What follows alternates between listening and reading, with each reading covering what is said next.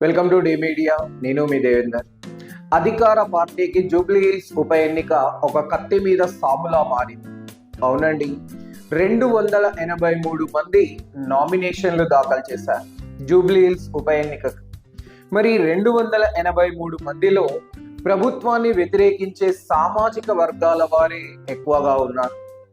So pharma city భూముల బాధితులు, ఆర్ఆర్ఆర్ భూముల బాధితులు, నిరుద్యోగ జేఏసీ అభ్యర్థులు, అలాగే పదవి విరమణ పొందిన ఫైనాన్షియల్ బెనిఫిట్స్ రాక ఇబ్బందులు పడుతున్న పదవి విరమణ పొందిన రిటైర్డ్ ఉద్యోగుల జేఏసీ ప్రతినిధులు, అలాగే మాల మహానాడు జేఏసీ ప్రతినిధులు, ఇలా చెప్పుకుంటూ పోతే ప్రభుత్వం మీద అసమ్మతితో రగిలిపోతున్న ప్రతి ఒక్కరూ నామినేషన్ల ద్వారా ప్రభుత్వ వ్యతిరేకతని వ్యక్తపరిచే ప్రయత్నం చేశారు.